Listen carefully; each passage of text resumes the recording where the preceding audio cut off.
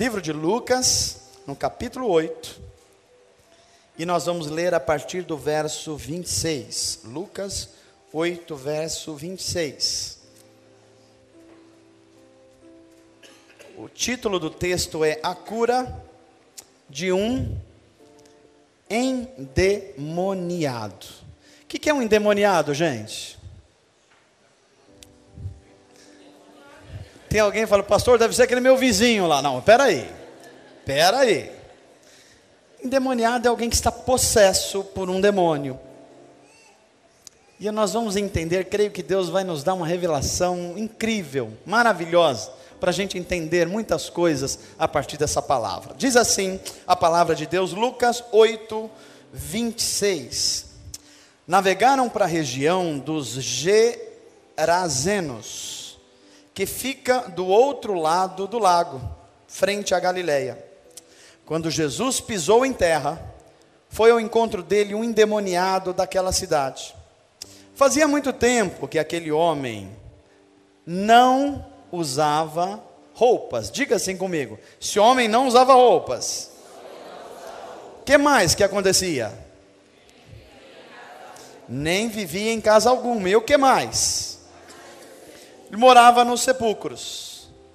Quando viu Jesus, gritou, prostrou-se aos seus pés e disse em alta voz: Que queres comigo, Jesus, filho do Deus Altíssimo? Rogo-te que não me atormentes. Note bem, um demônio está falando para Jesus não o atormentar. É isso que a Bíblia está dizendo aqui. Pois Jesus havia ordenado que o espírito imundo saísse daquele homem. Muitas vezes ele tinha se apoderado dele. Mesmo com os pés e as mãos acorrentados, entregue aos cuidados de guardas, quebrava as correntes e era levado pelo demônio a lugares solitários. Jesus lhe perguntou: qual é o seu nome? Legião, respondeu ele, porque muitos demônios haviam entrado nele. Imploravam-lhe que não os mandasse para o abismo. Uma grande manada de porcos estava pastando naquela colina. Os demônios imploravam a Jesus que lhes permitisse entrar neles, nos porcos, e Jesus lhes deu permissão. Saindo do homem, os demônios entraram nos porcos, e toda a manada atirou-se precipício abaixo, em direção ao lago, e se afogou. Vendo o que acontecera, os que cuidavam dos porcos fugiram e contaram esses fatos nas cidades e nos campos. E o povo foi ver o que havia acontecido. Quando se aproximaram de Jesus, viram que o homem que havia saído os demônios estava como, gente? E o que mais? Que mudança radical, não é? Perceberam a mudança que houve aí? Ele estava sentado aos pés de Jesus, vestido e em perfeito juízo. E ficaram com medo. Medo de quê? Verso 36. Os que tinham visto contaram ao povo como o endemoniado fora curado. Então todo o povo da região dos Gerazenos suplicou a Jesus que se retirasse, porque estavam dominados pelo medo. Ele entrou no barco e regressou.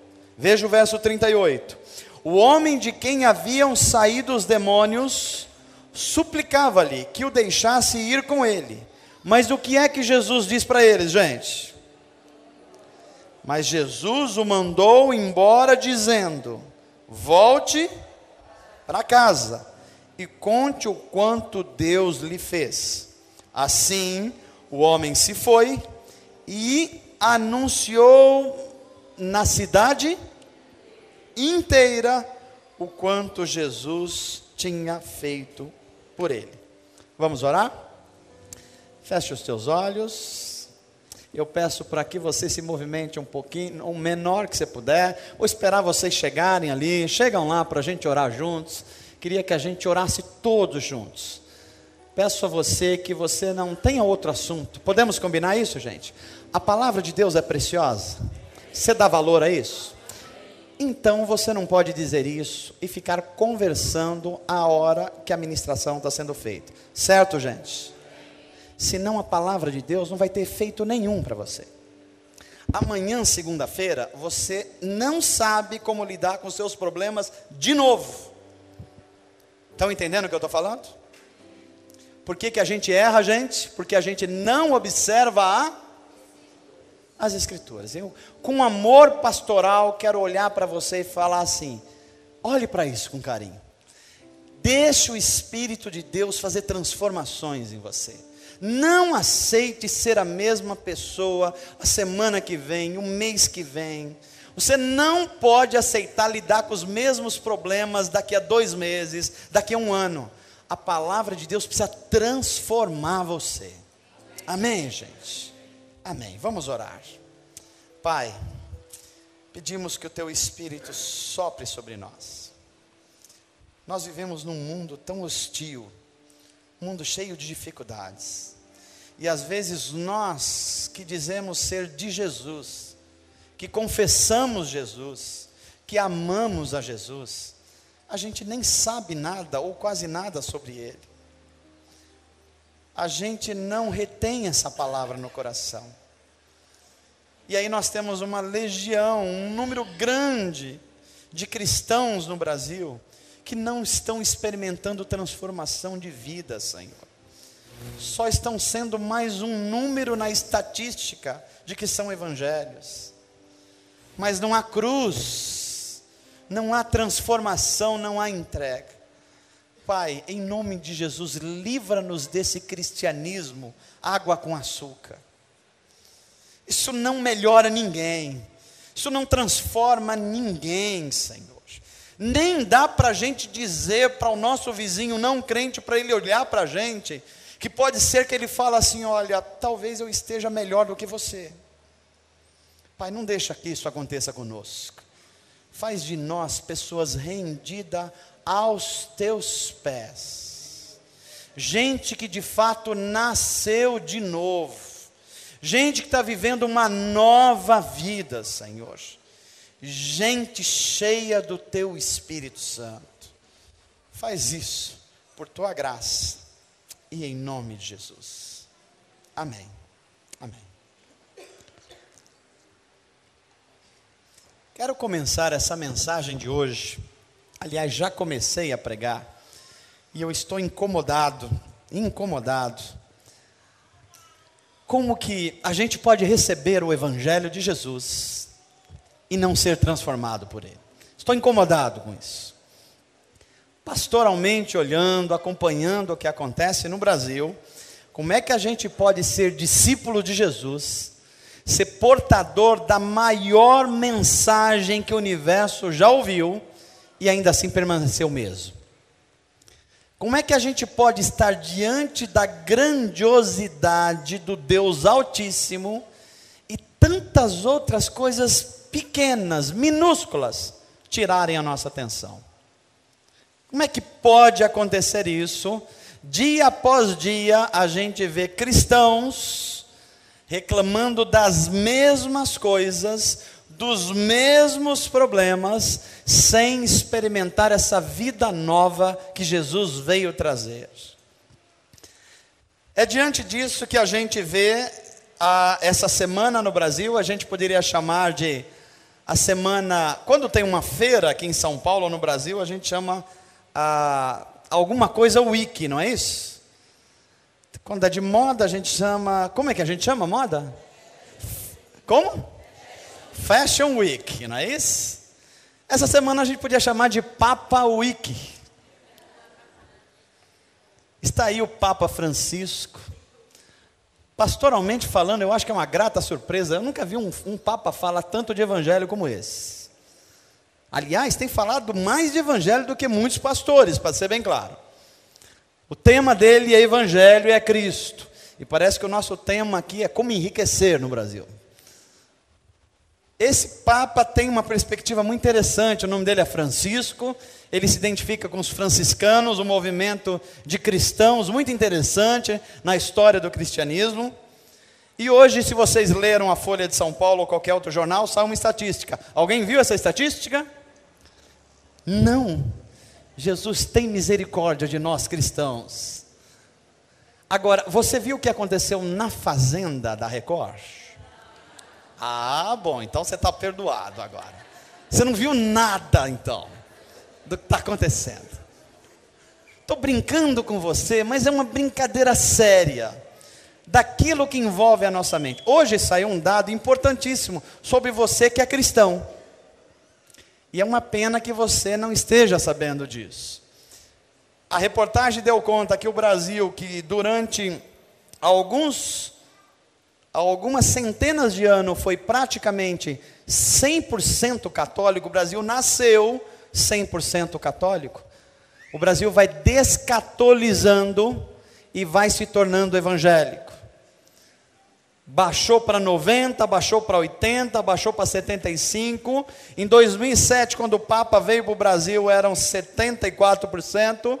Na visita do Papa no Brasil agora, os católicos são 57%.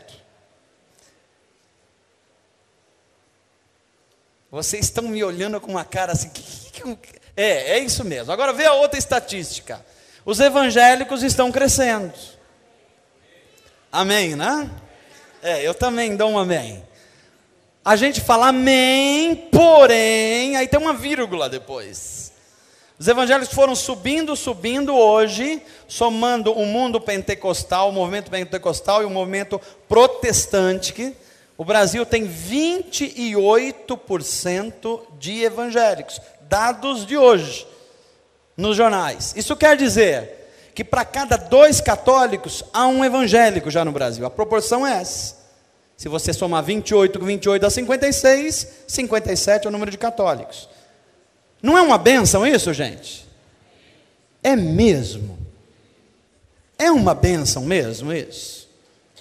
E tem alguns irmãos mais animados na Folha de São Paulo, hoje está lá, dizendo assim, amém, logo, logo teremos um presidente evangélico.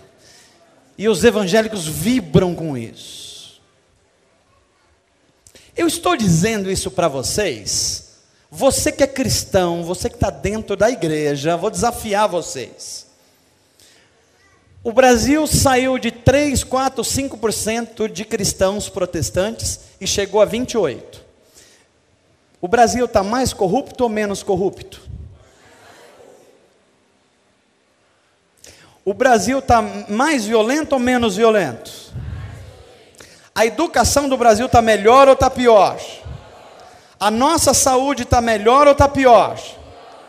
Tem mais gente sem conhecer a Deus ou menos gente? Gente enganadas a respeito de Deus. O que vocês acham? Nós estamos transformando? Mas a gente vibra que a estatística falou que agora a gente tem 28% de evangélicos, né?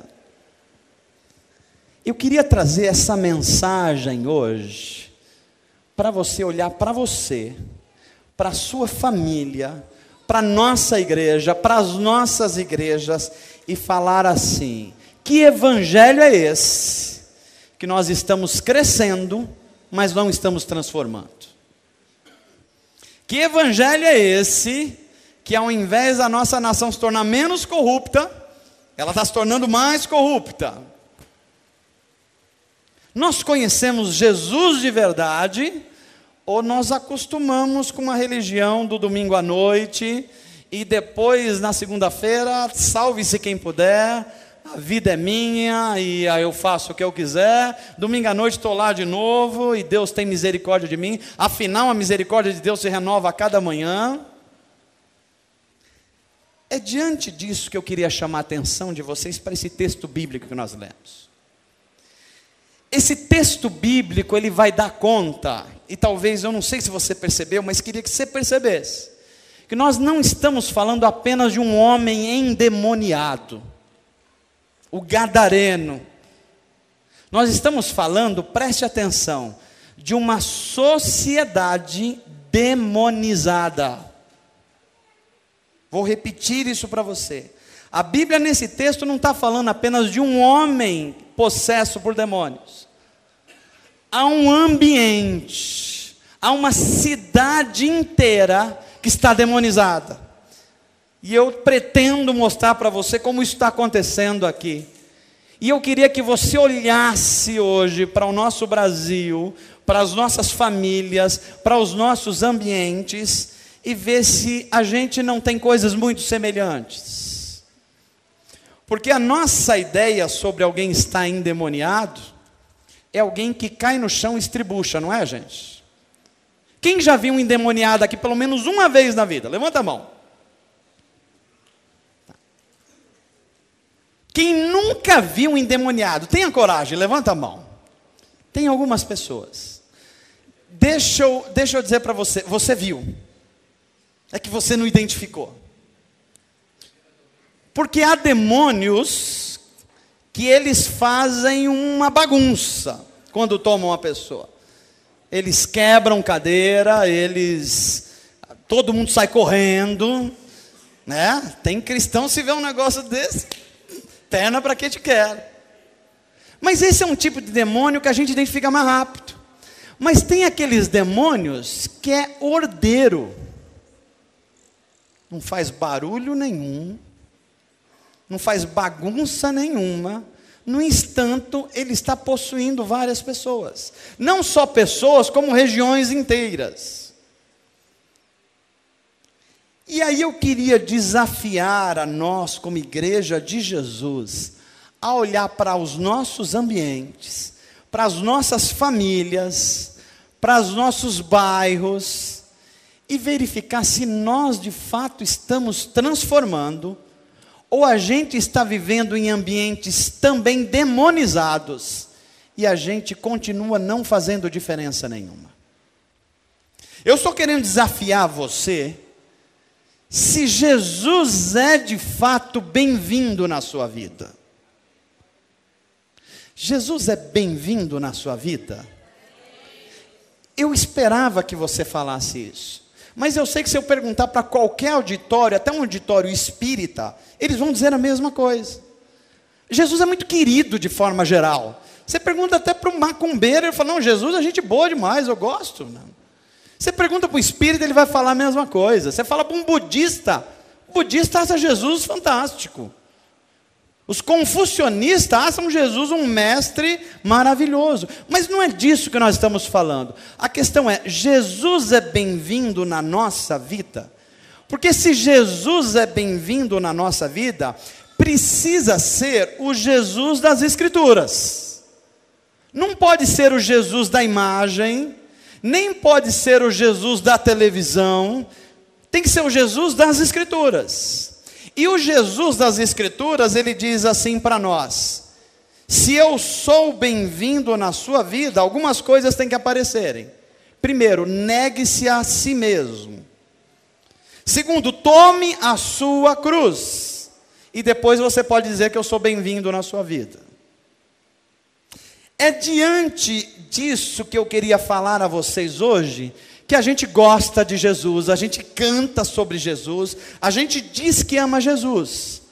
Mas quando ele olha para a gente e fala assim, eu sou bem-vindo na sua vida, aí a gente vê que com o nome Jesus, vem os ensinamentos de Jesus, vem o chamado para o sofrimento com Jesus, vem um chamado de negar aquilo que é mais íntimo em você, passar a viver a vida de Jesus. Porque muitos de nós falam assim, olha, eu gosto de Jesus, mas esse negócio de perdoar 70 vezes 7 num dia, estou fora. Eu gosto de Jesus, mas esse negócio de amar o meu inimigo, estou fora disso. Jesus é bem-vindo na minha vida, mas esse negócio de viver com o sopro do Espírito, e a gente não se preocupar com amanhã, não, estou fora disso. Eu vou segurar o meu pé de meia aqui. A gente gosta de Jesus, mas normalmente é um Jesus que nós inventamos na nossa mente. É um Jesus que a gente desenha do jeito que quer, e não poucas vezes ele é extremamente diferente do que as Escrituras nos ensinam a respeito de Jesus. Pastor, eu até topo ir aos domingos da igreja, eu gosto dos louvores. Tem aquele louvor que a gente canta, eu choro, pastor. Me acabo em lágrimas, como é lindo aquilo. Essa tradição da gente ir para a igreja, encontrar as pessoas, gosto disso, pastor. Agora, se for para mudar o meu jeito de ser, eu estou fora, pastor.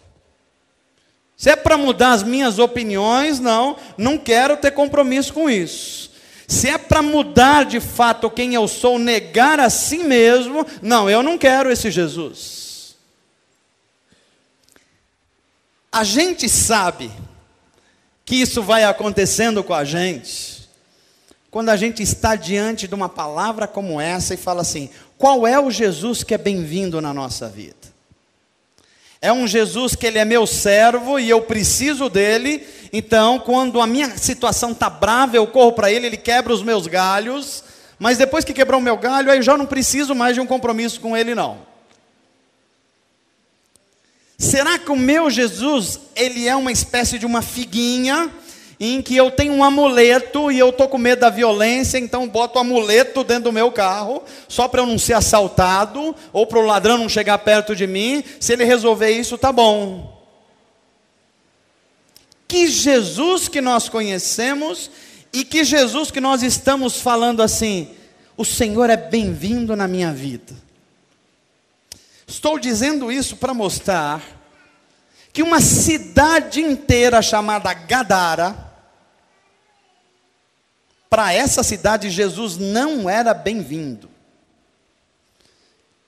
Para uma sociedade inteira, Jesus não era bem-vindo, não só não era bem-vindo, como eles expulsaram Jesus da sua cidade.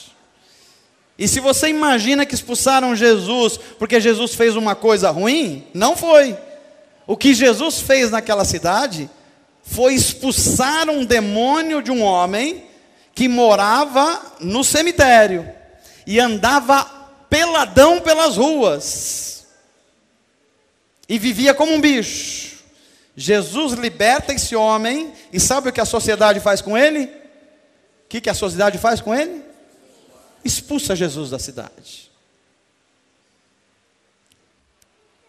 Eu queria compartilhar em alguns momentos aqui com vocês, que a gente pode estar vivendo em ambientes, em famílias, em cidades demonizadas, onde Jesus não é bem-vindo.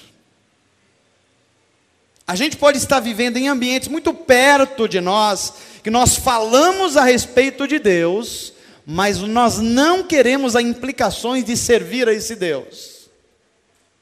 A gente cria um Jesus próprio para a gente.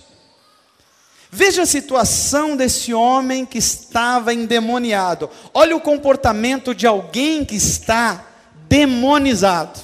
Primeira informação que a Bíblia mostra para a gente é que esse homem, como é que ele andava pela cidade, gente? Nu, despido, sem roupas. Porque quando alguém está demonizado, uma das características é chocar. Eu não sei se vocês já tiveram a oportunidade de ter essas experiências espirituais, mas há demônios que a gente conhece até pelos nomes, alguns deles. Uma mulher, por exemplo, quando é tomada por um espírito de prostituição, tem um demônio que a gente conhece, não tem? Qual é o nome? Pombagira. Alguém já viu aqui uma pessoa possessa por isso? A pessoa choca ou não choca? É disso que eu estou falando. Esse homem andava assim. A segunda coisa, era uma pessoa que vivia em casa alguma. Quem está demonizado, vive num ambiente de desassossego. Nada está bom, nada encaixa, nem as igrejas estão bom, essa igreja não está bom, essa não está. E o trabalho também não está bom. E a família também não está bom. E a esposa, não vou trocar porque também não está boa. Veja que é um ambiente demonizado. É um ambiente de desassossego, era o que esse homem fazia. Nenhum lugar estava bom para ele. Terceira informação que a Bíblia nos dá através de Lucas, é que esse homem vivia nos sepulcros. Quem está demonizado, ele convive sempre com uma cultura de morte. Ele está acostumado com uma cultura de morte. Ele não celebra a vida. Ele está sempre pensando numa cultura de morte. Ele propagandeia a cultura de morte. Era o que estava acontecendo com esse homem aqui. Mas a Bíblia diz que Jesus chega na cidade. E quando Jesus chega na cidade, quem primeiro fala com Jesus? O homem endemoniado. E o homem chega e fala assim para Jesus: que é que você vem fazer nesse lugar para tirar a minha paz? Quem é que estava falando mesmo, gente? Um endemoniado. Olha para Jesus e fala: o que você está fazendo aqui que veio tirar a minha paz? Um ambiente, quando ele está demonizado e chega alguma luz, vai haver um ambiente hostil. Vai haver um ambiente hostil. Eu quero contar a vocês uma experiência que tive alguns anos atrás aqui na nossa comunidade. Fui orar numa casa, junto com a Giz. Olha como esse aspecto demonizador é impressionante. Estava orando numa casa para uma pessoa enferma, e à medida que a gente orava pela pessoa, a pessoa começou a falar em línguas. Começou a falar em línguas. Muitos de nós falando assim: que bênção, está sendo batizado no Espírito Santo, provavelmente. Está sendo reavivada. Mas enquanto a gente orava, a gente sentiu alguma coisa estranha, diferente. Tinha alguma coisa estranha acontecendo ali. E aquela mulher falando um outro idioma, uma coisa enrolada. Daqui a pouco a gente parou a oração e começou a prestar atenção. Entre as línguas estranhas, tinha um demônio falando na boca da mulher: eu vou matar ela, eu vou matar ela. Quando um ambiente está demonizado, não há discernimento, há confusão. E é isso que está acontecendo. Mas Jesus chega no ambiente, o demônio fala: chegou alguém que pode mudar esse quadro, então já vamos tratar com hostilidade. E vão acontecendo algumas coisas aqui, algumas coisas muito interessantes, que a gente tem que trazer para o nosso dia a dia, e olhar o que está acontecendo. Primeira coisa, o demônio olha para Jesus e fala assim: por que você veio me perturbar aqui? Ele saberia que não poderia ficar mais. Ele sabia. E Jesus então, com a sua autoridade, fala aquele demônio para ele sair, e vão acontecer uma série de coisas interessantes aqui. Mas a primeira delas que eu queria que você tivesse certeza nessa noite: ambientes demonizados precisam de pessoas cheias do Espírito Santo de Deus. É a única forma dessa situação mudar. Porque quando chega a luz de Deus, as trevas têm que sair. Quando chega a transformação de Deus, não pode haver a convivência com malignidades. E vão acontecendo algumas coisas tão interessantes aqui, que a gente vai ver que na autoridade de Deus, Jesus olha para aquele demônio, dá uma ordem expressa para ele, e a gente começa a ver que é para essas coisas que nós fomos chamados. Deixa eu dizer uma coisa aqui para você. Todos nós somos cristãos, aqui não somos? Nós amamos a Jesus? Cremos no poder de Deus? Ok, se tivesse uma pessoa possessa de demônios aqui, todos nós oraríamos por ela? Não estou falando em grupo não. Eu estou falando que eu pegaria você, levaria para uma salinha ali em cima, falar: meu irmão, resolve aí a bronca. Mas você não é cristão?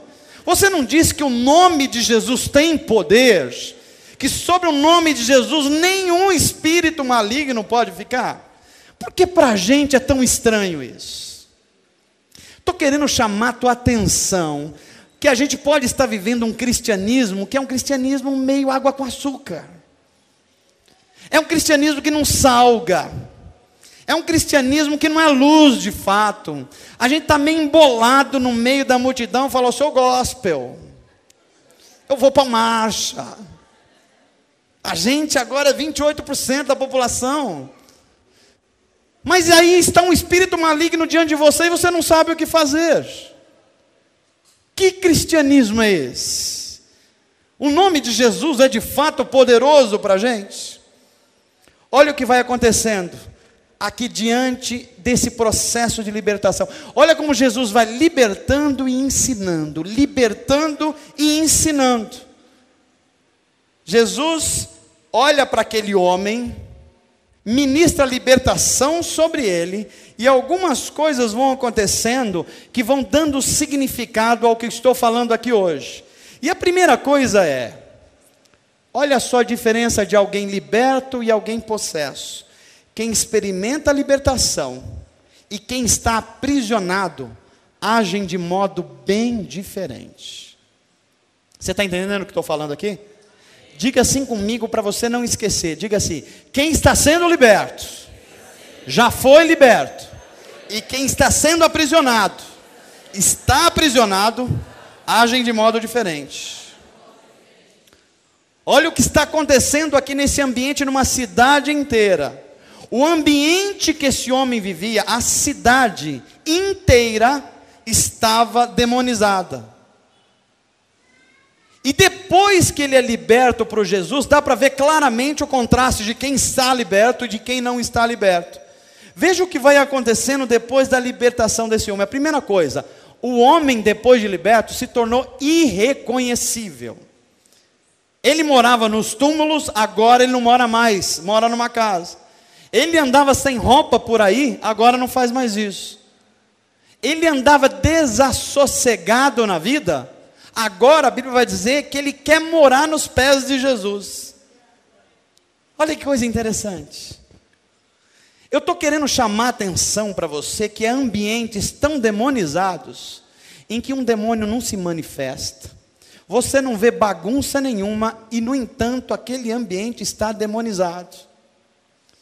Como é que a gente sabe que está demonizado, pastor?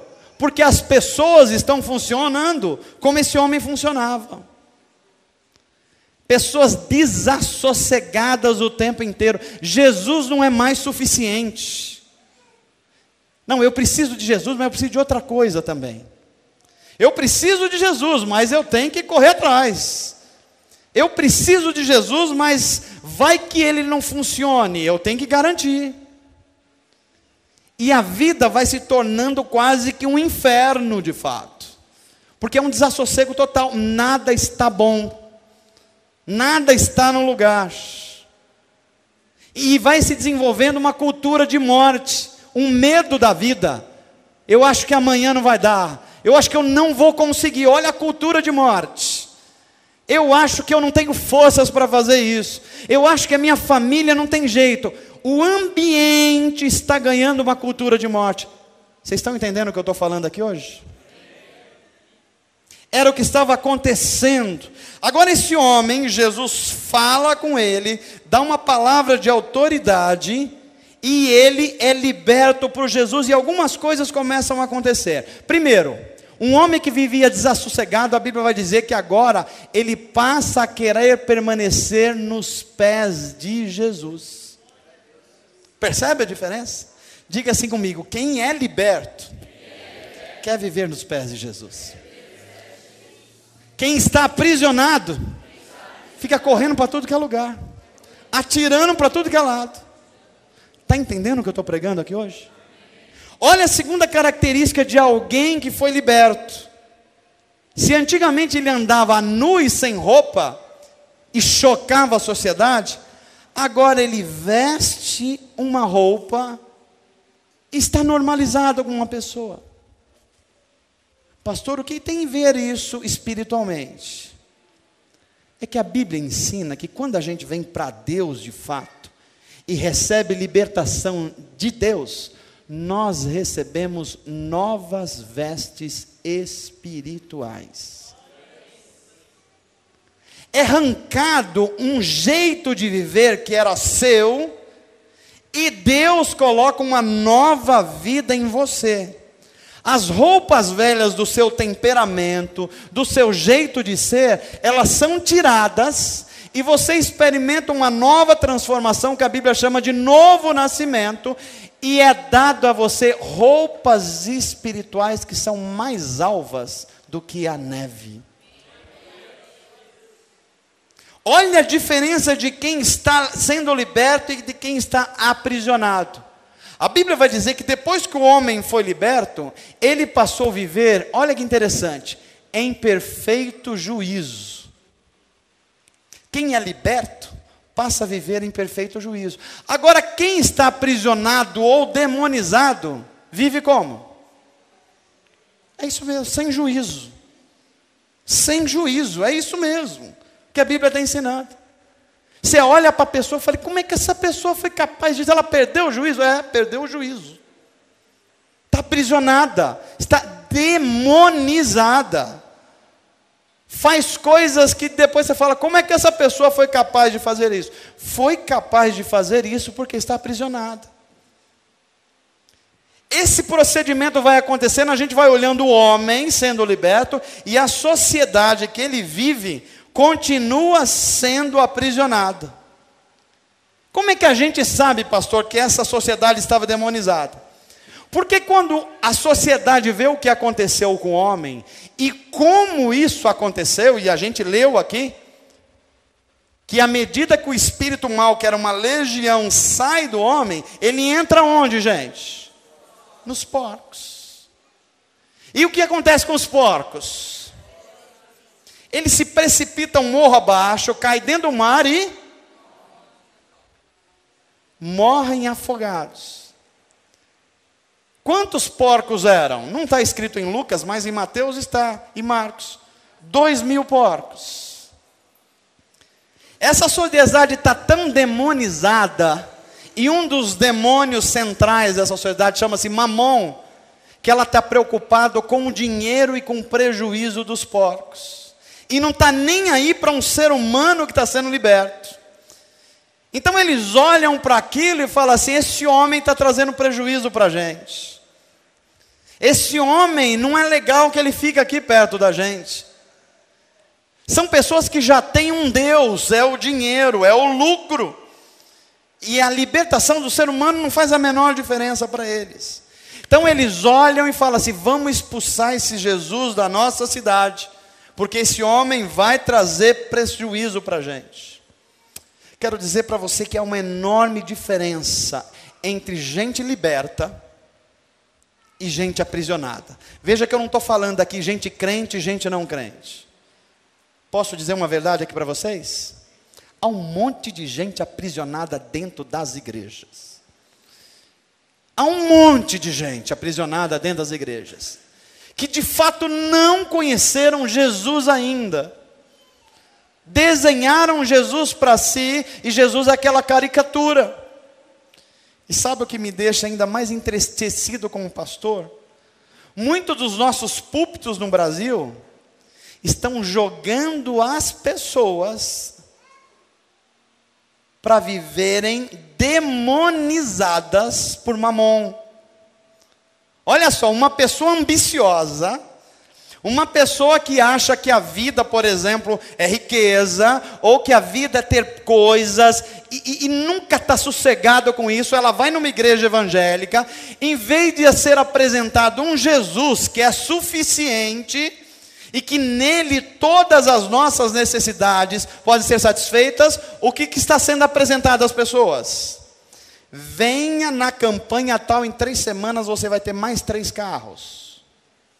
Você acha que uma pessoa que ouve isso, ela vai ficar mais gananciosa ou menos gananciosa? E ela está caminhando em direção a Jesus ou em direção a Mamon? Era o que estava acontecendo aqui. Tão sutil, mas uma sociedade que estava sem se aperceber, sendo demonizada. Então diga assim comigo, Senhor Jesus, me ajuda a ter discernimento disso. Eu preciso checar se eu estou liberto de fato, ou se tem coisas me aprisionando, se o ambiente que eu vivo está demonizado, porque se estiver, eu preciso expulsar em nome de Jesus, porque maior é o que está comigo do que o que está com o mundo. Você crê nisso? Receba a autoridade de Deus para fazer isso hoje. Deus está chamando você hoje. para ter autoridade dele, e não aceitar na sua família, no seu ambiente, ambientes demonizados, que não mudam nunca, que não experimentam transformações nunca. Deus está chamando para você agir com autoridade e falar assim: em nome de Jesus, esse lugar vai experimentar a libertação do Senhor. Amém, gente? Segunda coisa que eu vejo nessa cidade demonizada é que não basta apenas você se libertar. Você precisa libertar os ambientes em que você vive. Vou repetir. Não basta apenas você experimentar a libertação. É necessário a gente levar a libertação para os ambientes que a gente vive. Esse homem teve os seus demônios, legiões, expulsos, mas a cidade que ele vivia continuou como, gente? Às vezes a gente vem para Deus, a gente recebe a palavra de Deus, mas a gente se contenta com isso. A gente acha que a nossa família é assim mesmo, que aquele esfriamento que acontece é natural. Eu quero dizer em nome de Jesus hoje, não é natural. Há coisas sendo aprisionadas e que você precisa ver com olhos espirituais e falar assim: Senhor Jesus, eu quero libertação para a minha vida, quero libertação para a minha família. Tem muitos de nós que convivem num ambiente de trabalho e você sabe que o seu ambiente está demonizado, mas você acha que aquilo é normal. Você convive com gente que é feiticeira, mas você acha que aquilo é normal. Nós estamos sendo chamados aqui para de fato mostrar qual é o Jesus que nós convidamos para a nossa vida. Amém, gente? E aí a gente começa a entender que a Bíblia está nos ensinando que não basta você receber cura. Você precisa levar cura para os outros. Não basta você receber libertação, você precisa ser libertação para os outros. Não basta você ser um cristão, você precisa ser sal e luz para gerar transformação onde você está. Olha uma pergunta que incomoda eu e você. Olha para dentro da nossa casa e da nossa família. As pessoas que não conhecem Jesus olham para a gente e falam assim: esse cara é transformado. A gente pode dizer isso, gente? Com a cara e coragem dizer isso? Lá no nosso trabalho, lá onde a gente trabalha, a gente pode dizer assim de cara aberta que as pessoas, elas falam para a gente: ó, essa mulher, essa moça, esse moço tem algo diferente na vida dele. Ele age diferente. A gente olha para ele e vê que tem uma coisa diferente. Dá para a gente dizer isso? Ou será que nos nossos ambientes onde estão demonizados, as pessoas olham para a gente e falam: esse cara aí é cristão? Ele é pior que todo mundo aqui? Ele é casado? Ele já saiu com todo mundo aqui? Esse cara é transformado? Ele mente mais que todos nós aqui. Vocês estão entendendo o que está sendo pregado aqui hoje, gente? Só que o chamado de Jesus para o corpo de Cristo é um chamado em que a gente vem para Jesus e Jesus fala assim: olha, se você vai vir para mim, você vai ter que medir os custos. Ou você entrega a sua vida toda, ou então você não veio. Ou você nega a si mesmo, ou você está brincando de religião. Ou você entende que eu sou o seu pastor, e que mesmo que você andar por vales de sombra de morte, eu vou andar com você. Ou você não entendeu o meu chamado ainda. A gente quer muito que Jesus seja o nosso pastor. Mas quando a gente chega nesse negócio de vale de sombra de morte, não, pastor, estou fora dessa. Eu creio num Jesus que me livra dos vales de sombra de morte. Mas esse Jesus não é o da Bíblia. O Salmo 23 não diz isso. O Salmo 23 diz assim: ainda que você andar pelo vale da sombra da morte, o que vai acontecer? Deus vai estar com você. O Deus da Bíblia não é um Deus que fica a seu bel prazer livrando você de todas as coisinhas. O que Ele está prometendo é, por onde você passar, se você andar comigo, eu vou estar com você. É esse o Deus da Bíblia. Esse é o Deus libertador, porque quem anda assim, anda livre. Quem anda com essa certeza de que está com Jesus, não fica com medo do futuro. Porque ele sabe que passar pelo que passar, Deus vai passar com ele. Pastor, se eu vim para Jesus, quer dizer que eu não vou ter mais inimigos? Não. Porque a Bíblia vai dizer o quê? Preparas uma mesa perante mim, na presença de quem mesmo, gente? Ah, é?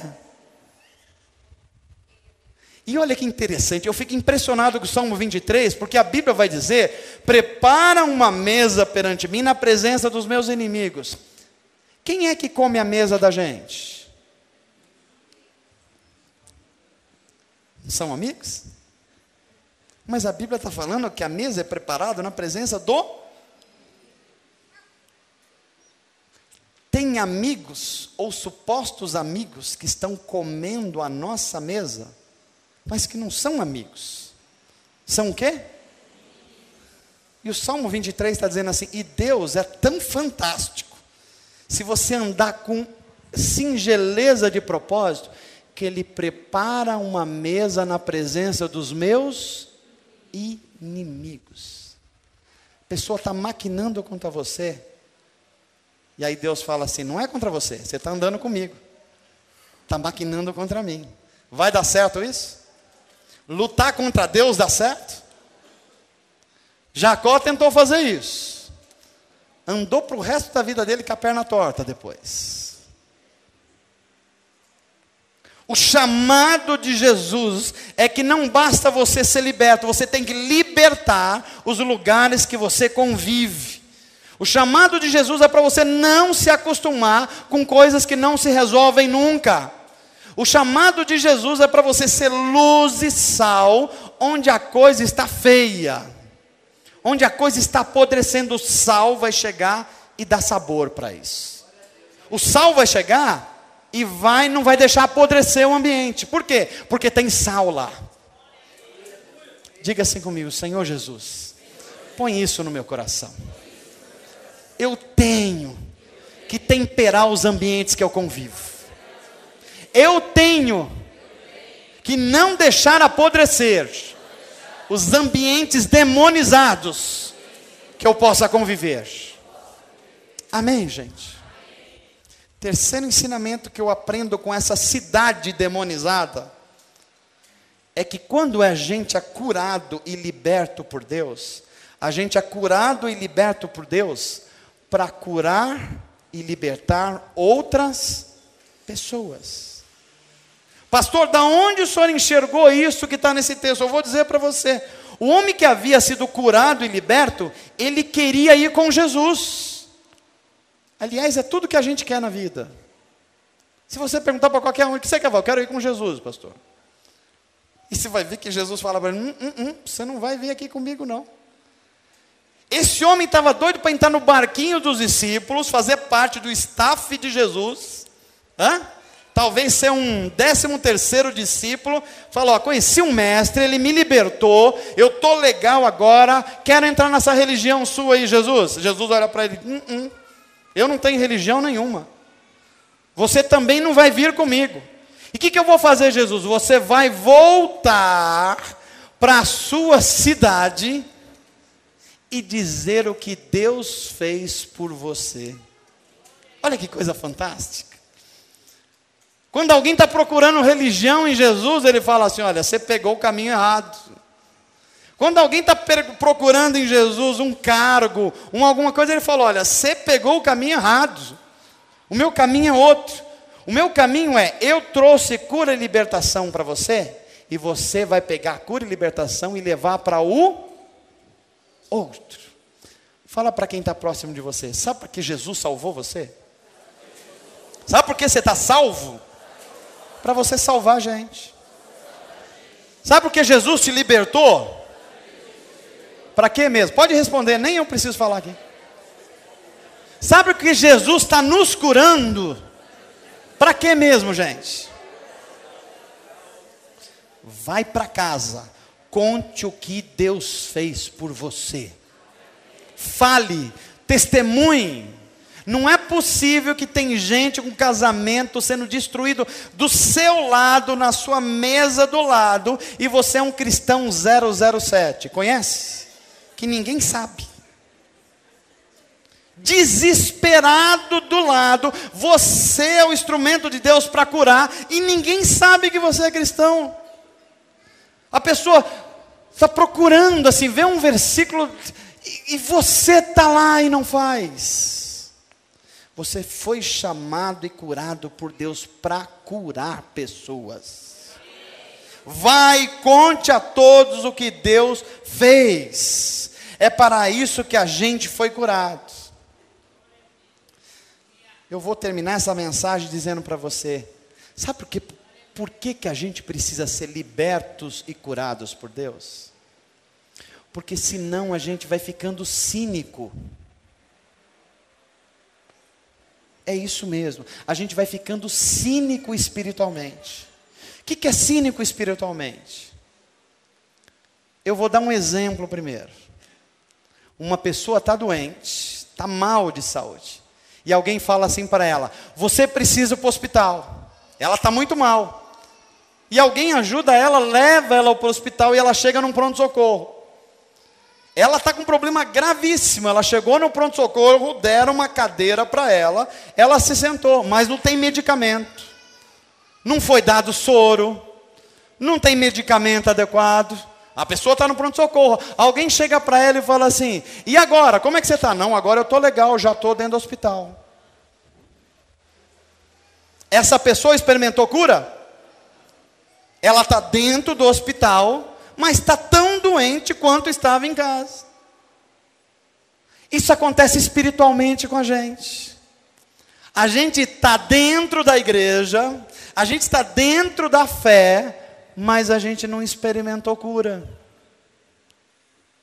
Tá os equipamentos, Deus está falando de várias formas, a gente falou, não, estou legal que eu já estou dentro da igreja agora, está tudo certo. E está à beira de um ataque cardíaco. Como é que a gente vai se tornando cínico? É quando a gente convive com um ambiente demonizado e aprisionado, mas a gente está confortável com aquilo. A gente não quer mexer, porque mexer vai dar trabalho.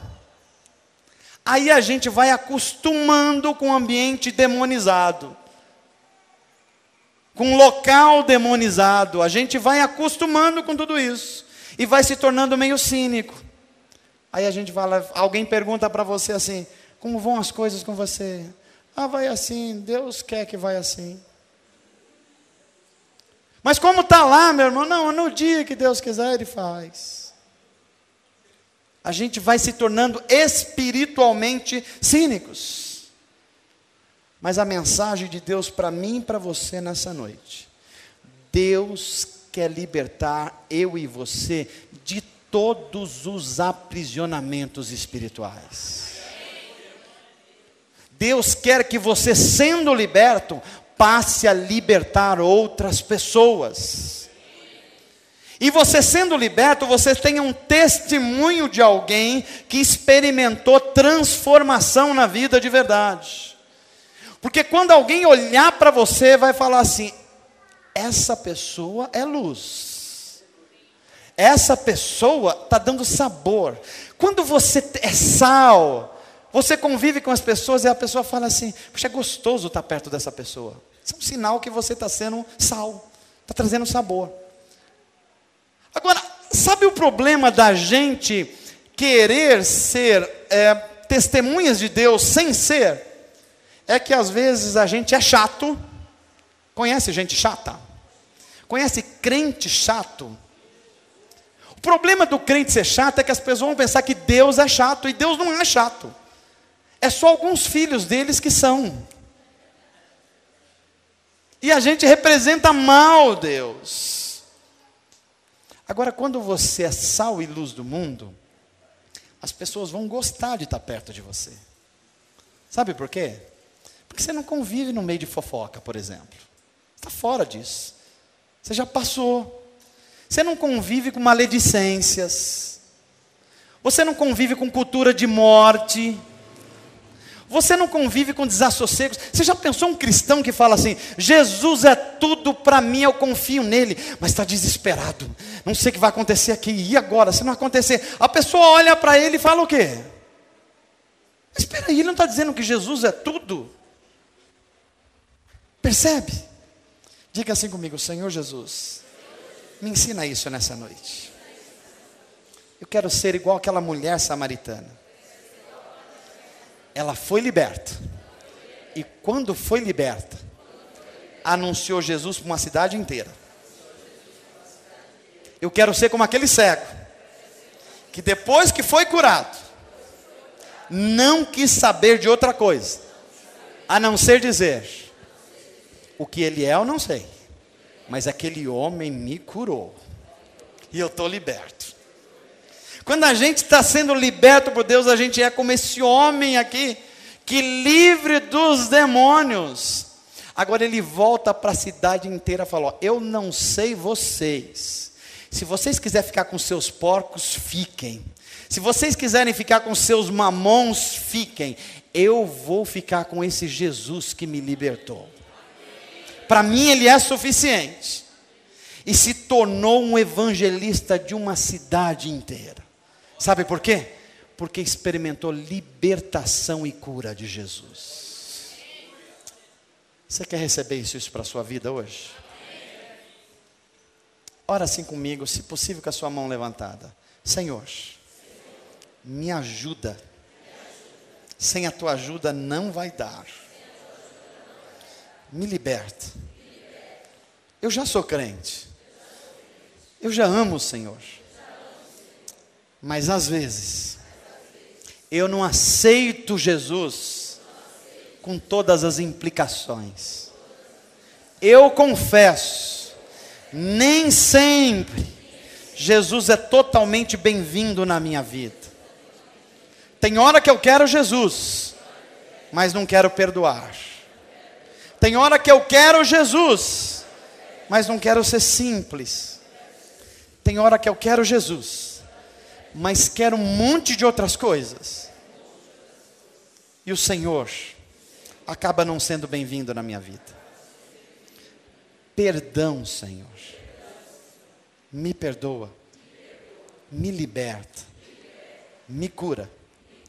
E me faz um agente de cura.